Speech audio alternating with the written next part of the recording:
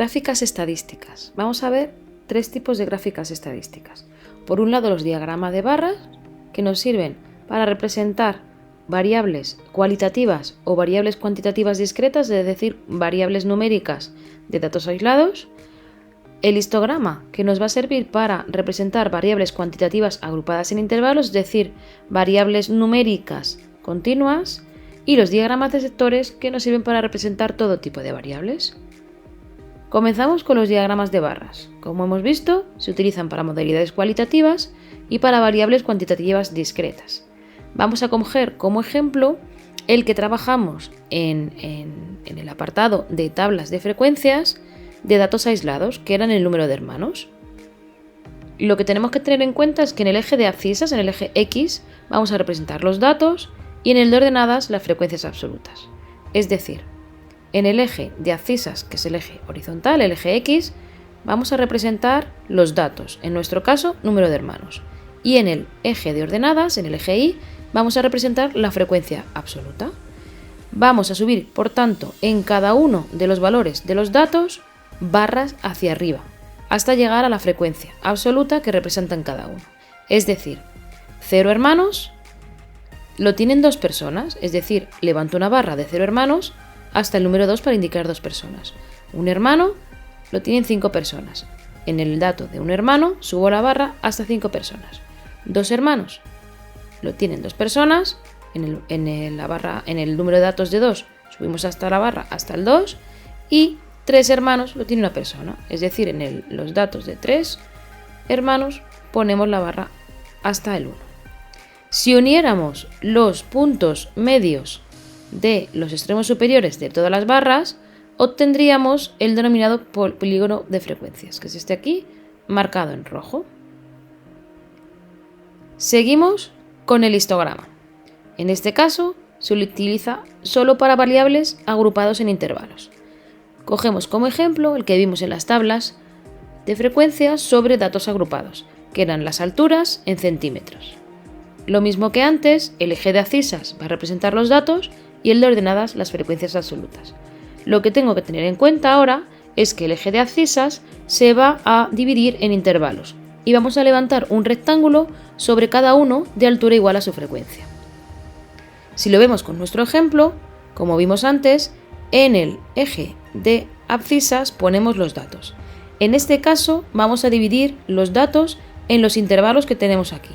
Es decir, tenemos un primer intervalo de 140 a 145 centímetros de altura, otro de 145 a 150 centímetros de altura y otro de 150 a 155 centímetros de altura.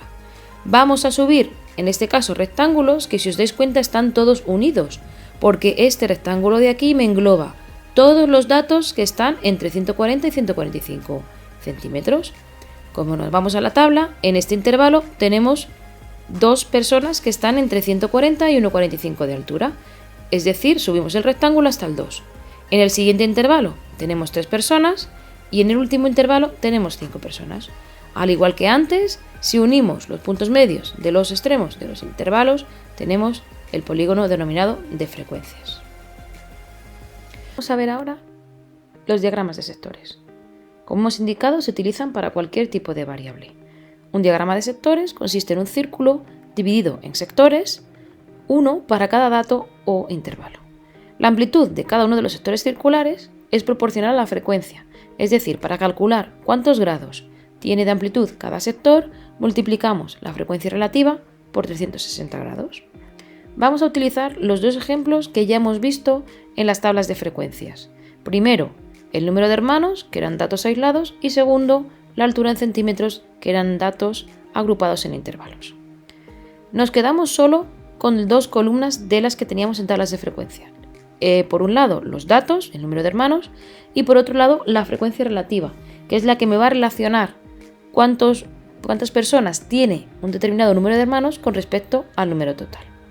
Añadimos 2 columnas más, una para el porcentaje, para ver esta frecuencia absoluta de un modo más fácil de interpretar, y otra los grados para poder dibujar cada sector con la amplitud equivalente que tiene.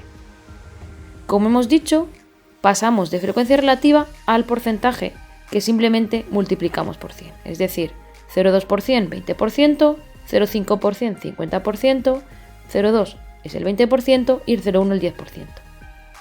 Si sumamos todos los porcentajes, me da el 100%, que es el círculo total.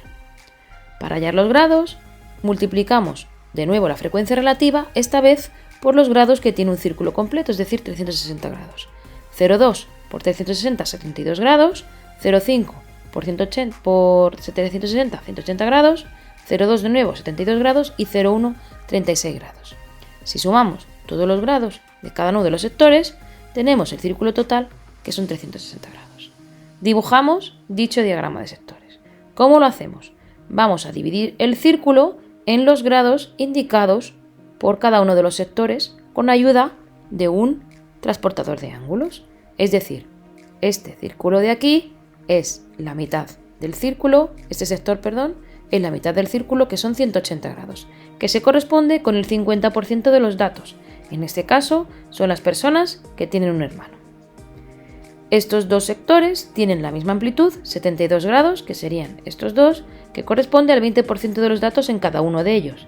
Es decir, 20% de personas que no tienen ningún hermano y 20% de personas que tienen dos hermanos. El último sector, el de 36 grados, indica el 10% de las personas que tienen 3 hermanos.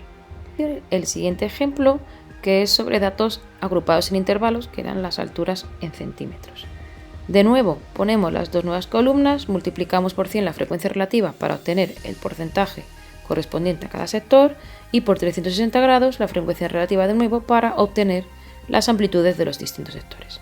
Dibujamos mi diagrama de sectores y encuentro que hay un sector de 72 grados de amplitud que equivale a un 20% de las personas que miden entre 140 y 145 centímetros.